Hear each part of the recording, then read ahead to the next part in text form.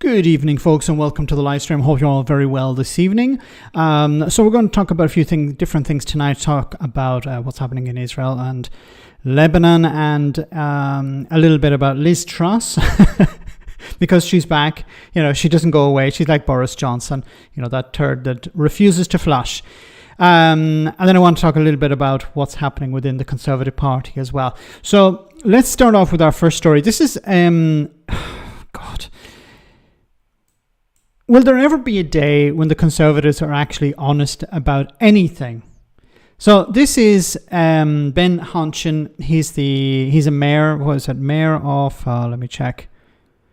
Mayor of Tees Valley. Okay. And Conservative mayor, obviously. And he's talking here about Port Talbot being closed down. Now, as you can see here from somebody called Bex, they posted on the 23rd of January,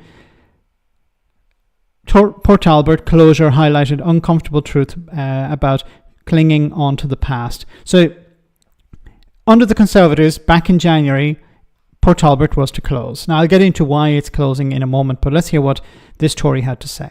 The government have allowed Port Talbot to close with the loss of 3,000 steel jobs, but actually more than 5,000 jobs in total in South Wales. So the government, does he mean the Conservative government? No, he's talking about the new government. How can the new government be responsible for something that the Tories implemented as a result of the closure of the steelworks? And over the coming weeks, we are going to see, from all of the things that I'm hearing and seeing actually on the ground in Scunthorpe, we are going to see the closure of British Steel over the coming weeks. That is another 5,000 jobs impacting South Yorkshire. That's 10,000 steel jobs. And we are going to see, this is absolutely amazing that this is coming out of my mouth, but it is true to say, we are going to see the end of steelmaking in the UK for the first time since the Industrial Revolution. I had predicted this. I told you this is exactly what was going to happen.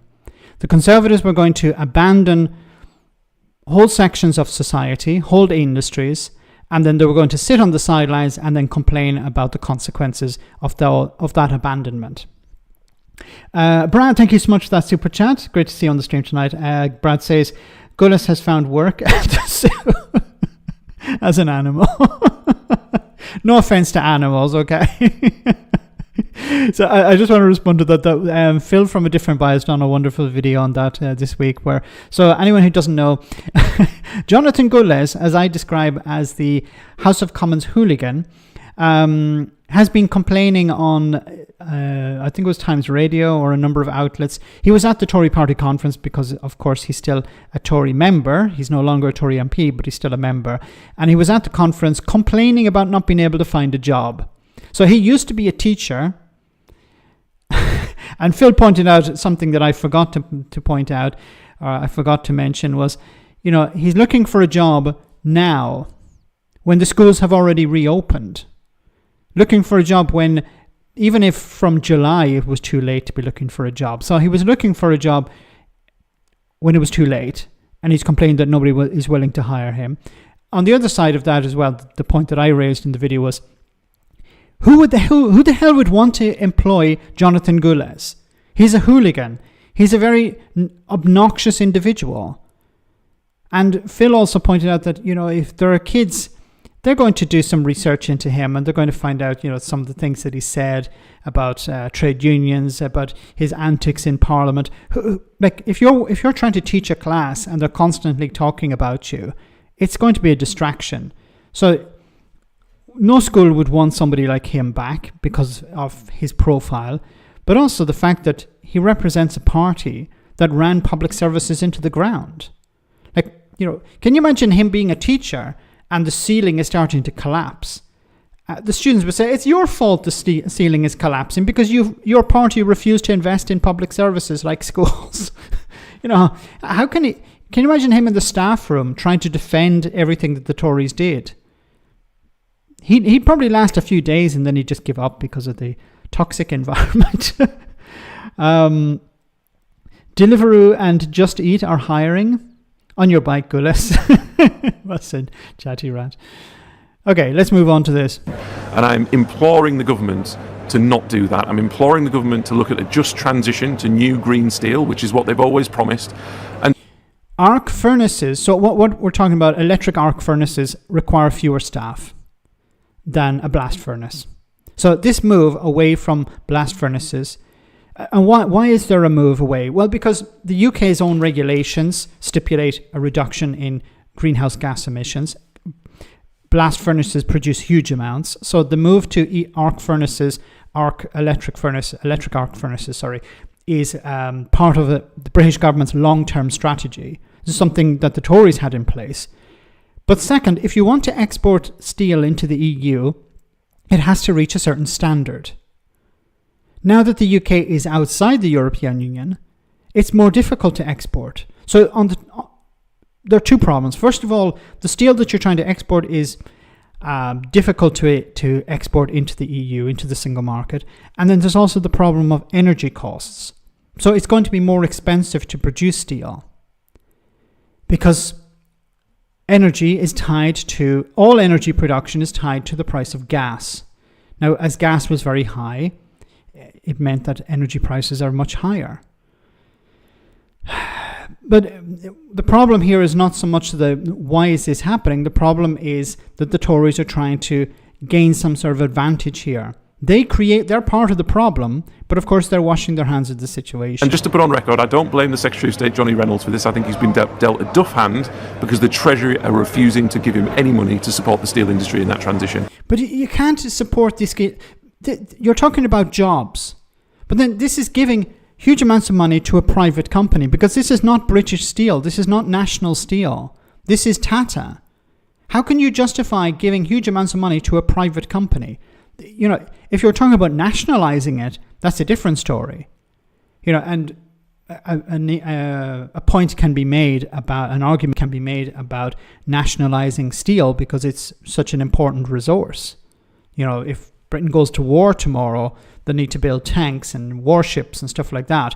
And if you have to rely on a private company, that can be a bit of a problem. So that's what I'm working on over the coming weeks. I think it's going to become a big, big story. I'm trying to make sure that people are aware of what's about to happen. Yeah, I want to I want to take advantage of this situation as much as possible because, you know, we're part of the problem here. But what we've done is we've moved out of government. There's a new government. And what we're doing is we're trying to blame the new government for things that we actually put in place. Problems that we've created. Because if this was a Tory government, I can guarantee you this would be front page news for weeks and weeks and weeks. And we need to be able to make sure that we save those jobs in those communities. But it wasn't front page news for weeks and weeks and weeks. This is not news. As you can see here, it was in the news since January. But it wasn't something that was being run day after day. It was mentioned a number of times. But because the Tories didn't care about these workers,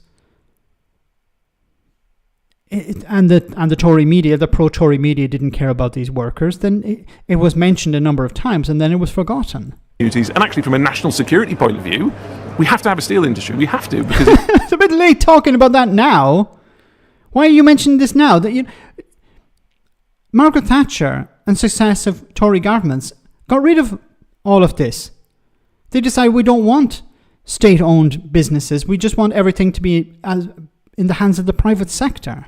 It really causes national security issues in defence, given where we are in this world, and I think that's going to be a big, big problem both for those communities and this government over the weeks ahead. And what is your main one ask from them? You want money to specifically save that Scunthorpe steel? So what the government are going to do, and there's a bit of kind of Svengaling they're trying to do here, they've allocated just over £2 billion for green steel, which is fantastic, and I completely support them in that process. But what the Treasury is saying is you're not allowed to spend that money on supporting the current steel industry. Now, there has to be money to support. But if there's a transition that's required, why would it spend money on an industry that's closing down? Like, if the government's decided, okay, what we're going to do is support a business that's closing down, and then that business closed down, people will be up in arms. Why are you pumping money into a failing business? Why aren't you investing it in the future? The blast furnaces are closing. What would be the point in trying to keep them open? You're producing steel that doesn't meet UK standards, and you're producing steel that doesn't meet EU export standards. What would be the point of that? Just to keep people in a job? Then you're better off nationalising it. Arc furnaces don't make virgin steel, Max. No, they make. They're used to produce. They do recycled steel. So yes, they're not used to produce steel. So thanks for that correction. Yes, they're not used to produce virgin steel. That has to be imported. But we're moving away from blast furnaces. So most of the steel that you do need is going to be imported from abroad anyway. So we're just talking about recycled steel. The current steel industry to allow them to transition, because a steel plant doesn't appear in 24 hours, it's going to take 2 years to build. So the government has to provide funding to protect those thousands of jobs over the next 2 to 2.5 years while that new plant is being... Why didn't you guys do it? As we say, it was from January. Why didn't you do it when you were in charge? Being built using the money that this government has already allocated. But what the Treasury is saying is, we will not give you any money to subsidise steel in the meantime while you're building that new plant. Now, what that's going to mean is not just 10,000 jobs lost, but it is going to see the import of steel from places like India and China, and it is going to be extremely difficult in the future to rebuild a steel industry when a Labour government is going to allow the import of cheap steel from developing economies in the Far East, and it's going to make it... But that steel has been imported anyway. It's not like they're going to decide to import steel now. Most of the steel that's been used is imported. Steel industry even more difficult to rebuild if they allow British Steel to close in the coming weeks. And 5,000 jobs on the line. Well, a community is going to be devastated. I've seen this in Redco. Like, these people were in charge. These people were in charge, and they decided we're not actually going to help the steel industry. We'll just abandon it. And now they're saying we need to help the steel industry because it's not... they're talking about billions to prop up the steel industry. But a week ago, they were saying that the government is wasting too much money. Did the Tories make a British steel worse? Cheap steel from abroad, that's a capitalist market. Not just January, Tata has been talking about closing Port Talbot down for the past few years, as Tata are losing an estimated £1 million a day. And it's Tata that's in charge of this. So they said, look, we're losing money. If you're going to compensate us for the loss, okay. But there's no point in maintaining this industry. It's not profitable. So they're not, the Tories here are not advocating for nationalisation of steel. He mentioned it's a strategic resource, yes. But why aren't you advocating for nationalisation? No, because you're a Tory and you're against the idea of nationalisation. Okay, guys, let's move on to the main stories of tonight. Iran launches wave of missiles at Israel hours after US warning.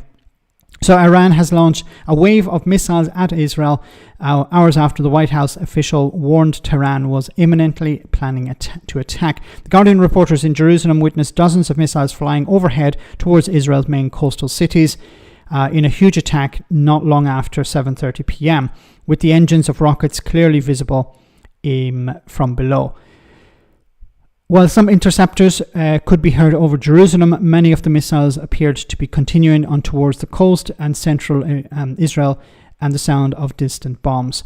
On the edge of the old city, many stopped to watch missiles flying overhead and what appears to have been an unprecedented attack. So it seems the attack was carried out, of course, by Iran, but it seems that none of the missiles launched, about 200 of them, I believe, none of them actually did any damage. They were all intercepted by the Israeli Iron Dome defense system, which has been unbelievably successful over the last number of years. Of course, this is in response to the assassination of the Hezbollah leader in Lebanon. And Iran has said that they would respond to this. Now, will Israel respond to this? This is the concern. Are we going to see a wider war? Because as we've seen today and yesterday, Israeli tanks have crossed the border into southern Lebanon. The Lebanese military abandoned their posts, so they're not going to put up a fight. It seems that maybe Israeli forces, ground forces, can drive all the way to Beirut, perhaps, pretty much unchallenged. But it's going to be a case of, Israel will respond. Because they didn't really respond before. So you remember, it was a couple of months back, when Iran sent a number of drones. I think it was drones or missiles and drones, it could have been. They sent a massive attack. All of the weapons were taken out of the sky by the Iron Dome defense system, and we were expecting a massive response from Israel, but nothing came. So it's possible that Israel will not respond to this, but I think we hope that there won't be a response, but it's likely that there may be a response because things are getting so much out of hand at the moment. The war in Gaza is being wound down in a sense. The new front, of course, is Lebanon, and we saw back in 1982 and we saw in 2006, I believe, Israel went into Lebanon in 1982 was to deal with the PLO. Last time it was to deal with forces in Lebanon, the Hezbollah. They thought that they were able to get rid of Hezbollah, but instead they put up a significant fight, and it came to somewhat of a truce between the two. But then that has been broken since. A big problem with all of this is that both sides are not interested in telling the truth. Both sides are not interested in being honest about all of this. And when we talk about what's happening between Israel and Lebanon, it tends to be the current disagreements over territory. But these problems stem from many decades back. And we have to go back many decades to understand, okay, where did it begin? Why was this happening? Why is southern Lebanon such a hotspot? What is to be achieved? What is Iran doing there? What is Hezbollah doing there? Why did Hezbollah why was it created? What happened after 1982? So, while on the surface it seems to be a battle between Hezbollah and Israel, of course, Iran is involved in this as well. And while Iran has not been generally directly engaging Israel, it's using its proxies. There's a real risk that these things can get out of hand. And we're going to have to wait and see if Israel is going to respond and how they will respond. Because if they attack Iran in a serious way, there's a possibility that it becomes a sort of tit for tat. And of course, what's going to happen in Lebanon is going to be very concerning, because if Hezbollah are defeated in Lebanon, how is Iran going to respond to that? Because Lebanon has been a staging post for Iranian proxies. This is a battle of oppressed people against the colonizer. Don't you have the basic understanding, or are you playing the clown here? Jesus, mate. I'm not sure how to respond to that, because it's what you have, of course, is you have Israel invading territory. This is, this is an invasion. This is against international law. There's no justification for what Israel is doing in Lebanon. I'm not defending either side here. I'm saying that Israel has no justification to be in Lebanon, and what is Hezbollah doing in Lebanon? Because it seems the Lebanese people are not too happy with Hezbollah being there. As I said, the Lebanese forces, soldiers, have abandoned their position. They're not defending Lebanon against an Israeli attack. Maybe because they don't have the resources, or because they're not interested in standing in between Israel and Hezbollah.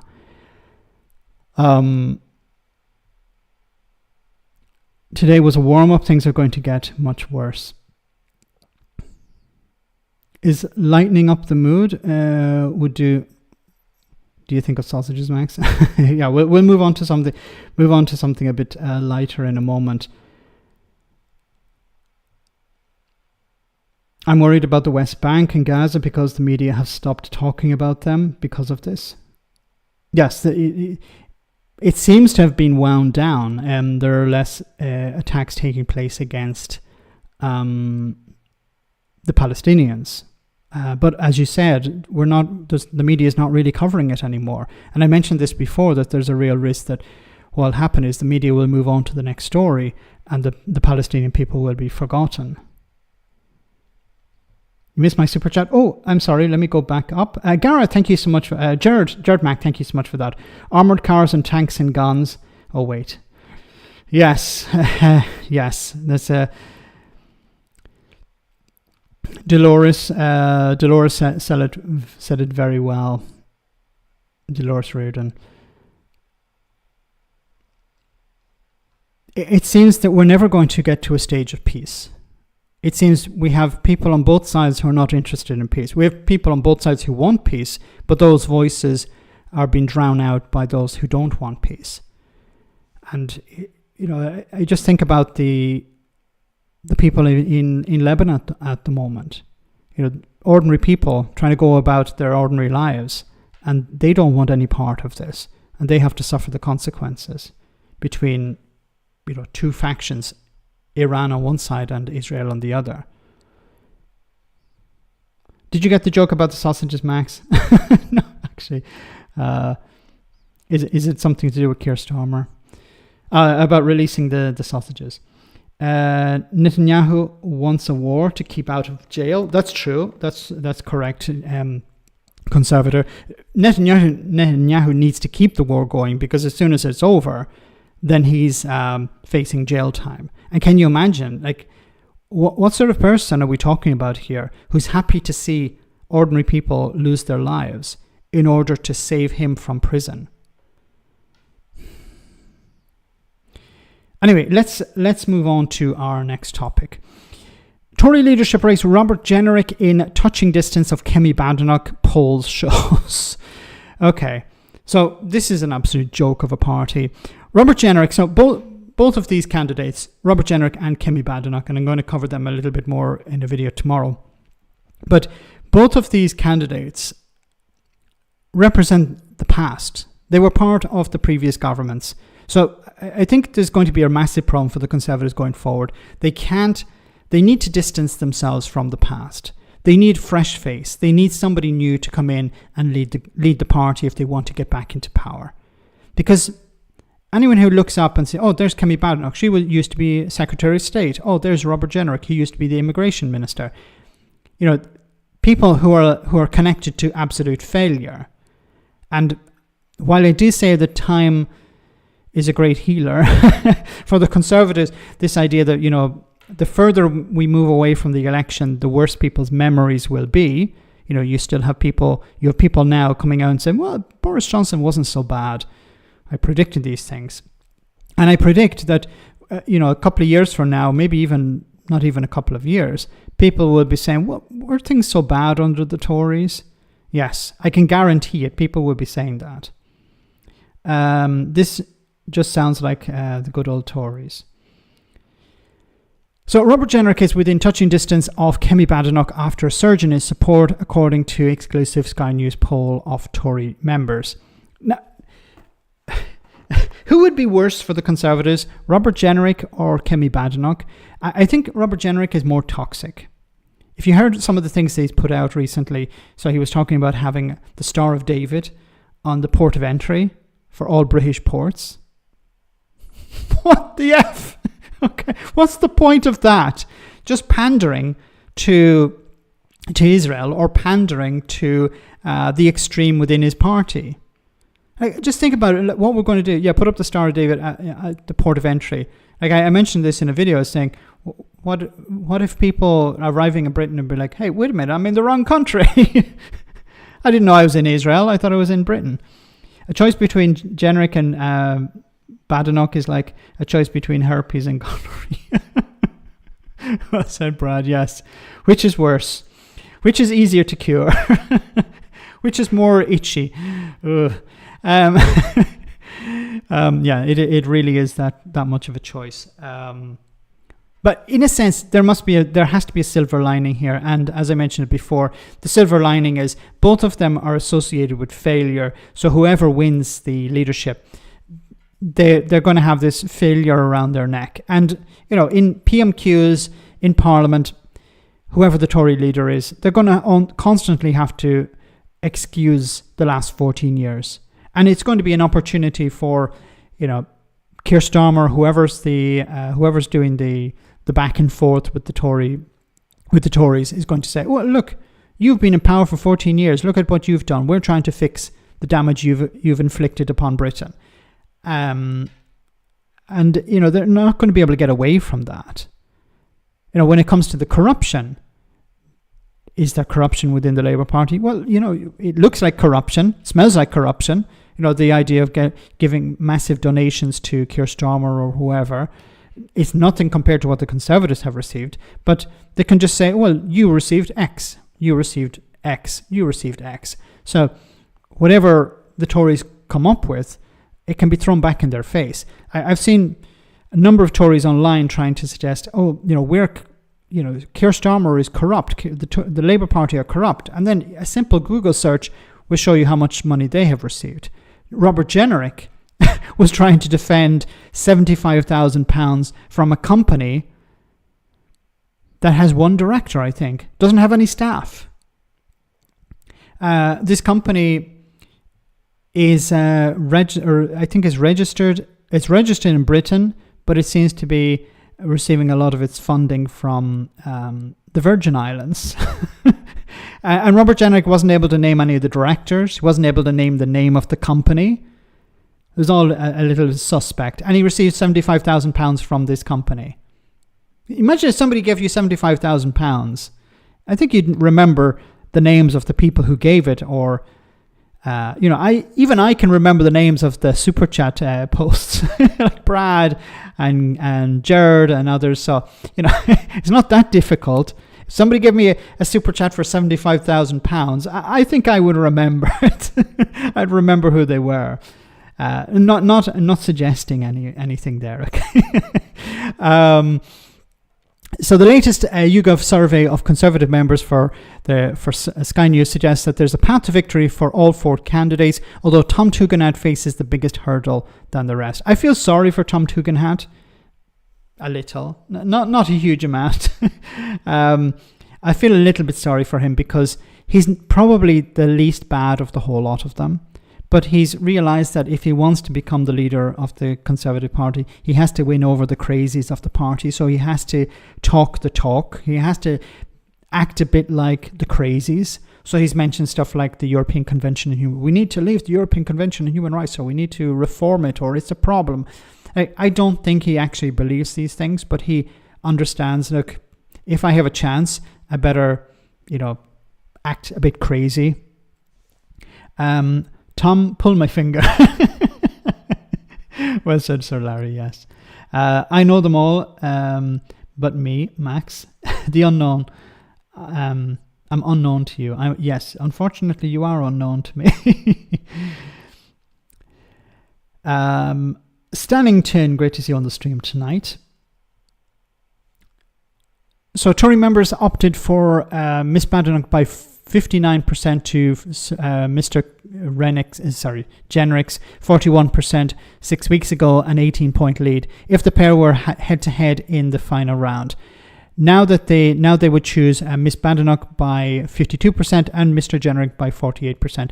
Only a 4-point lead, according to Sky News survey of 802 Tory members conducted over 9 days to Sunday night.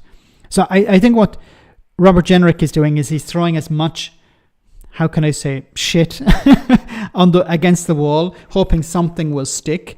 So he's insulted the British Armed Forces. He's what else has he said? Yes, he wants to put up a Star of David over the port of entry. When it came to the armed forces, he said that the special forces killed terrorists instead of capturing them. Did he have any evidence to back that up? No. He misquoted, it seems, what's his name? The former defense secretary. I forget his name. Another Tory. But he quoted him as a source, but not really as a source, because he sort of implied Ben, I forget what his name is. He sort of suggests, Ben Wallace, thank you so much, Chloe. He suggests that Ben Wallace was suggesting something, but then in the end he didn't support it. He didn't quote him, which was a bit dishonest. Ben Wally. Ben Wallet. Anyway, let's take a short comedy moment, guys, and we'll move back to the serious stuff in just a jiffy. Hope you enjoy this. Grüß Gott. Before granting you entry to Austria, I just have a few simple questions. First, What do tourists visiting Austria find it very hard to get over? The Alps. Correct. How do you say goodbye in Austria? So long. Farewell. Auf Wiedersehen. Goodbye. Correct. Which famous Austrian waltz is known for its playful tone and contrasting expressions? Christoph Waltz. He is. Yeah. Now, names the capital of Austria. Vienna. Correct. How do you order a coffee in Vienna? Oh, quickly, or like, not at all. Why do Austrians have such enormous balls? Because they love to waltz. Yeah, they do. How do you count to 3 in Austria? 1, 2, 3, 1, 2, 3, Yeah. 1, 2. Which crime carries the biggest sentence in Vienna? Running your washing machine on a Sunday. Don't do it. Finish the following lyric. The hills are alive with... Rising temperatures, dwindling snowfall, soil erosion, and forest fires. Correct. When you are in a rush in Austria, what is a common farewell? Get to the chopper! Yeah. In Austria, what is the term used for unconsciously drinking from somebody else's glass of wine? Oh, a Freudian sip. Yeah. Now, bitte, before we go, tell me about your mothers. Really? Yeah, it's for the visa form. Oh, yes. sorry. Also, hold on, I will get Matthias. Matthias, come here, bitte. Oh, he is too far away. I will have to use opera. Matthias, Matthias, Matthias. Doomed up. Very good, very good. Okay. Liz Truss, like Boris Johnson, is a turd that refuses to flush. So it says here, Sky News asked Liz Truss if Tory leadership contenders should take a Liz Truss-like approach. So let's this was interesting.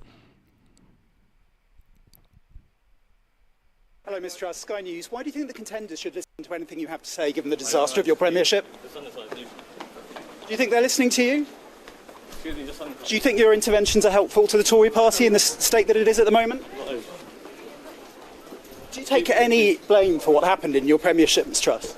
Or do you think any of it was your fault? Do you think the leadership contenders should take more of a Truss-like approach?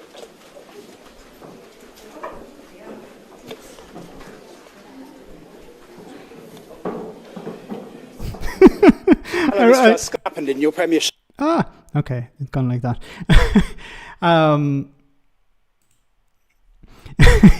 Somebody had suggested that somebody had changed her toothpaste to super glue, so her teeth are stuck together. Oh my goodness. So why is Liz Truss at the Conservative Party conference? Why is she surrounded by these bodyguards? Is it because she's a former Prime Minister? Maybe. She's a robot. Goddamn robot.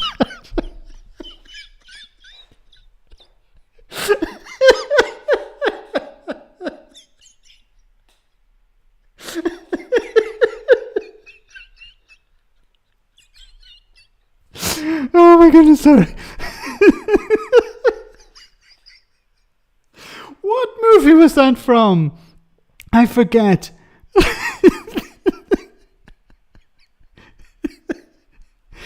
Oh my goodness, what was that movie? It's a robot. Goddamn robot. Oh my goodness.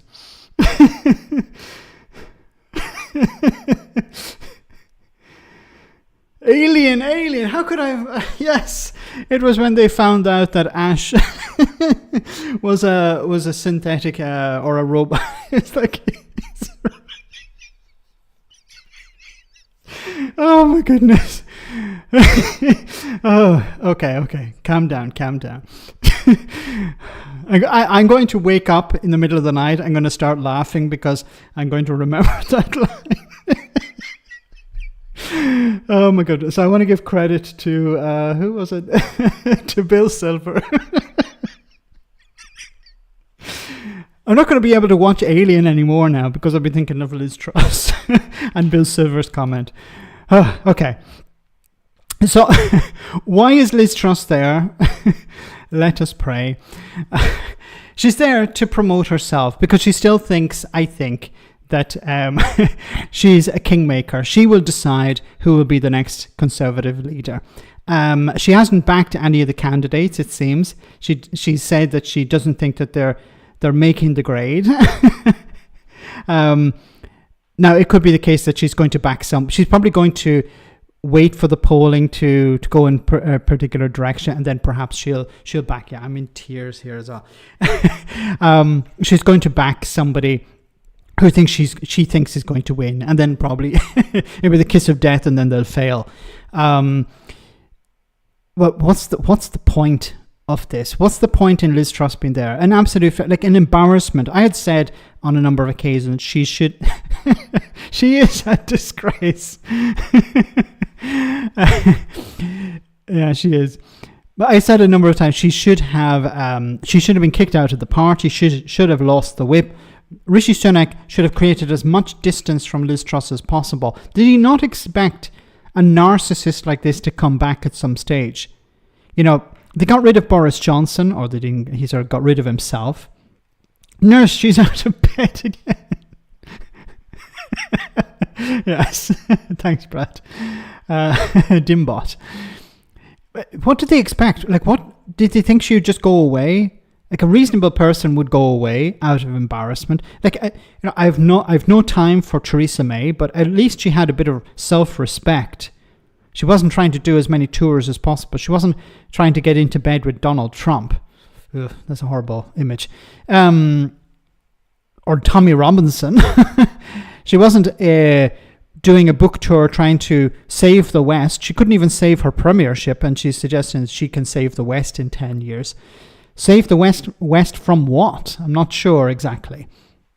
So, unfortunately, I think she's going to be hanging around like a bad smell for the foreseeable future, because the Conservatives, she lost her seat, the voters kicked her out, but she's still not getting the message.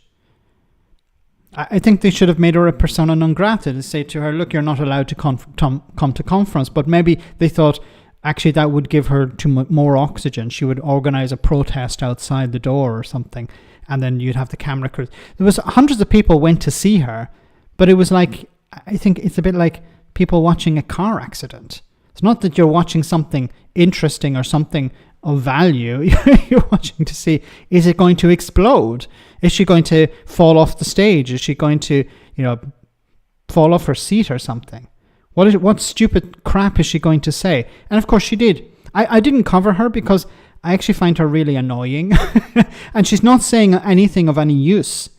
It's just always blaming everyone else. The OBR is the problem. The Bank of England is the problem. She even blamed Attlee, the former Labour Prime Minister, who was Prime Minister during the 1940s, like long before she was born, and she was blaming Attlee for wokeism or something like that. Liz Truss, the motorbike's ashtray. Neree Skinner did a great parody of this. Yes, and hang around until the end because I'd like to show it to you before we finish for tonight. But it's just a joke. She's a joke of a politician representing a joke party. She was a joke when she was Prime Minister, surrounded by jokers, the Tufton Street preachers. And it just all came to nothing. There's a picture to prove it. Anyway, let's move on. So the UK government is to charter flights out of Lebanon for British nationals. So this is something that was expected to happen weeks ago or days ago, but it seems now it's the case. So there was a hope that there would not be an escalation, but it seems that it's necessary now to evacuate people from Lebanon. Now, what's going to be interesting is how people respond to this, because there are going to be refugees. There are going to be refugees. There are already refugees leaving Lebanon to go to Syria.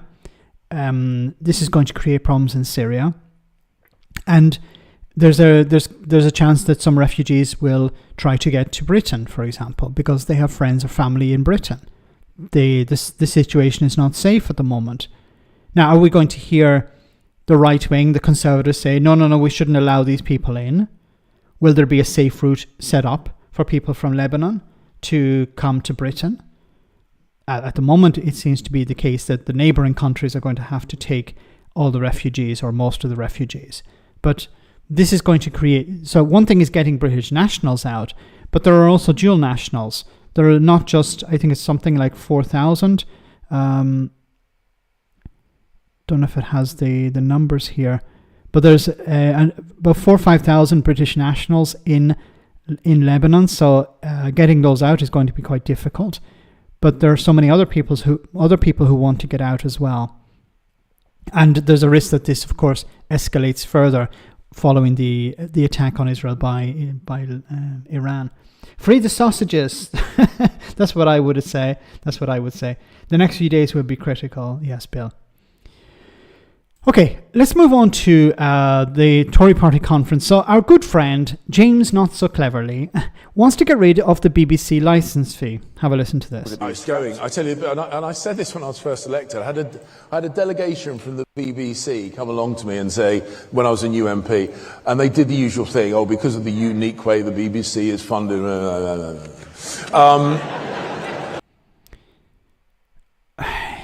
When did this...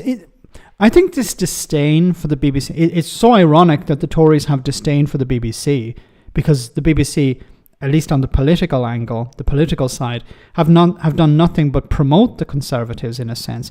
They have not criticised Tory policies. They've criticised maybe some of the things the government have done, but they've not criticised Tory policies, and they were completely silent when it came to Brexit. Now, for some reason, the Tories are acting like Reform UK. We need to get rid of the licence fee. The BBC is corrupt. The BBC is no longer impartial. It's a left-wing organisation. It's promoting wokeness. We need to get rid of the licence fee. He's channeling his inner Lee Anderson after he tore up the licence. Yes, exactly. This is what's going on. The Tories are so desperate to win over not just the crazies of their party, but the crazies outside their party. They're trying to become they're trying to outdo Reform UK. You can't out racist Nigel Farage, okay? You can't out Reform UK. It's impossible, because Farage and Reform UK don't actually have to deliver on anything. When it comes to immigration, the Tories trying to out xenophobic Reform UK, but it's impossible, because Reform UK are not in a position that they actually have to present a policy that would work. What is the Reform UK policy when it comes to immigration or stopping the boats? Well, we just send people back to France. Okay, but how would that work? We just do it. But you can't. Yeah, we would. We can do it, because we have people who truly believe. They were talking about changing the Home Office and putting in people who believe in dealing with immigration. What the hell does that mean? Like, you would have a recruiting drive for the Home Office, and you'd only select people who are Reform UK supporters. You'd put Reform UK supporters into government departments, make them civil servants. Sounds a bit like what the Nazis were doing, isn't it? Back in the 1930s, before when they were starting out, when they were taking over Germany, putting their own people into civil servants' jobs. Is that what Reform UK want to do? Do they really want to emulate the German Workers' Party of the 1930s? Well, maybe.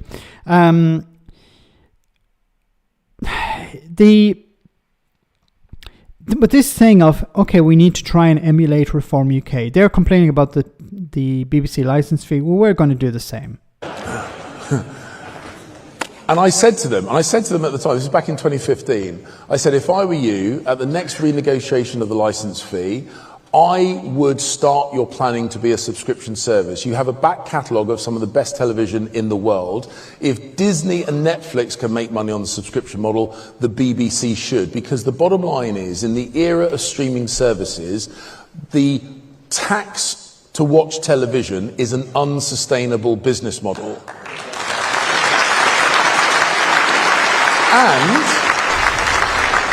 And that back catalogue of content that we have already paid for, why don't we make sure that when China obsesses about Peppa Pig, apparently Peppa Pig is very popular in China, and other content, that they pay for it rather than demanding that we pay for it all over again.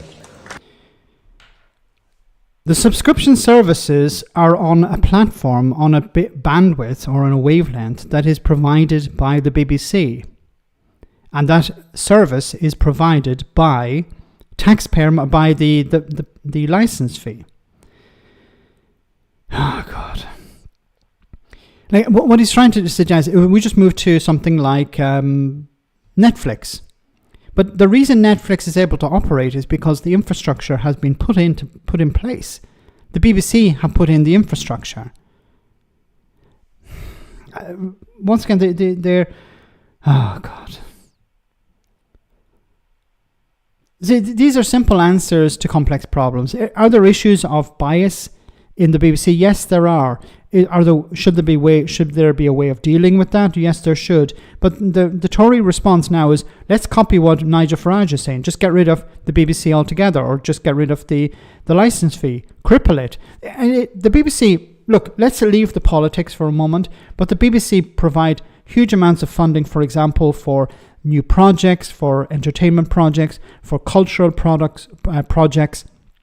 There are programs available for people in remote areas. The BBC provide more than just what we see on TV or on the radio. It's much bigger than that, and unfortunately, the head of the BBC is appointed by the government. And we saw recently what the Tories did. They appointed one of their guys. And they're not interested in defending the BBC. They're not interested in making it better. It's respected all over the world. And once again, leave the politics part of it aside. But all of the other services are necessary for the state.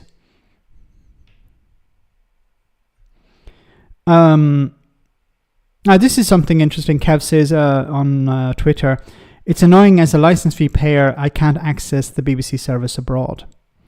Yeah, that's true. To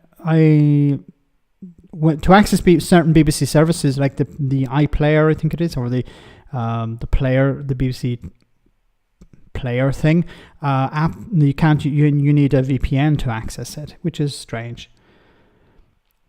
One person's entertainment product is another misinformation example. Hollywood films that are all involved is in systemic. It's systemic, yes. The head of the BBC shouldn't be appointed by the government. No, it should be somebody appointed by an independent commission. The biggest issue with the BBC is their news and political coverage. The BBC needs massive reform. No, I agree 100%. The political aspect needs to be completely reformed. It's the other, BBC Music, BBC Sport, BBC Culture, all of these things are being copied. If you go abroad, you'll see a lot of cultural shows being dubbed into local languages, but it's BBC content. A lot of the history stuff, a lot of the investigation stuff, all really quality content. iPlayer, thank you so much for that, Frederick. Anyway, let's move on. Oh, sorry. There was another story I wanted to cover. Where is it? Oh, one moment.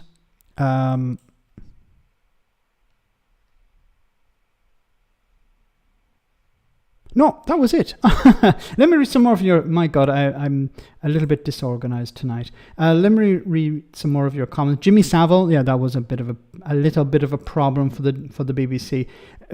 And of course, these things happen because of a sort of cult of personality that exists within the system.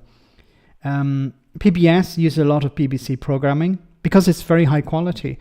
Carol Voderman to run the BBC, that would be very nice to see, yes. Never mind getting rid of the BBC. That's the bloody LED thing in the background. That's slightly less annoying than Sorry. I'll get rid of it for next time, I promise. I thought it'd be nice. I thought it'd be nice to see. Then BBC Scotland. Mad Monk, BBC Scotland. I'll definitely get rid of that because BBC Scotland is not very well liked in Scotland. The taxpayer has been building their empire and paying their wages for decades. Let them advertise and ditch the license. Because it's more than just the license. It's the infrastructure as well, as far as I know. Get the Yoda one out. I'll do that. BBC International makes 1 to 3 billion in profit for the BBC selling programs. There you go. So, you know, in order to make the money back, you need to invest in the first place. Okay, guys, well, we're going to end here for tonight. So I want to say thank you so much to everyone who came on. Thank you so much for your support. I'm thinking of doing a new segment for the channel where I read some of your comments, the most popular comments on the videos, and I can respond to those in sort of real time. So I'm going to give that a go and see how it goes. So hopefully, you know, the comment that you posted on the YouTube channel gets read out, or I respond to that comment or highlight it. If it's about she's a damn robot, she's a goddamn robot, I'll definitely read that one out. So before we finish, we have our one for the road. Hope you enjoy this. I'm sure you will. No, the other way. Oh. No, the other way. What? Oh. Hello. Was the economic disaster your fault? No. Whose was it? Everyone else's. Can you be more specific? The OBR, the deep state, the woke people, Blairites, Brownites, the transgender mafia, Labour, Lettuce, Andrew Bailey, Cilla Black, and this week I'll be adding in academics. Because if people didn't go to school, then, you know, what would happen is that they wouldn't be brainwashed that the Conservatives are bad. You know, I stopped going to school, and look at me now. Can you prove that it wasn't you? Yes, read my book, 10 Years to Annihilate the West. Would you have done a better job as Prime Minister than Rishi Sunak? Yes, I wouldn't have got us into this mess. It's economic illiteracy. Can you spell that? No. So what needs to happen? Fracking. Fracking. And did I mention fracking? Growth and fracking. Oh, and I almost forgot, cheese exports, our own British cheese. Oh, and our own pork. Yes, none of Keir's sausages. Nobody wants him to release any of those. The UK sounds rather dreary at the moment. Can you tell us something positive? Trump could be president again. Doesn't that say it all? I mean, most of the world doesn't like him, but I take that as a good sign. So what motivates you in the morning? War. There is a war, and I am fighting it. Me against the world. Super Truss! That's right, my special power, refusing to flush. And how do you feel about being mocked? Well, it depends if they're funny. You know, all of these so-called left-wing comedians, they're not funny. Oh, I'll tell you who is, though, is that Noreen Skinner. She's actually got a show on the 3rd of October at the Savoy Theatre in Monmouth, Wales, and on the 21st of October at the Pleasance in London. You know, she is single-handedly keeping me relevant. So will we see you back in Parliament? Well, I suppose that depends, really. I mean, should we ask the audience? Do you want me back? Is this the point where we edit in the sound to make it sound like people are cheering? So do check out Noreen if you're in the area. She's really good. And I hope to maybe interview her for the channel sometime in the future. So I'll keep you posted on that. So have a great week, guys. I'll see you on Friday, same bad time, same bad channel. Take care and stay safe. Good night.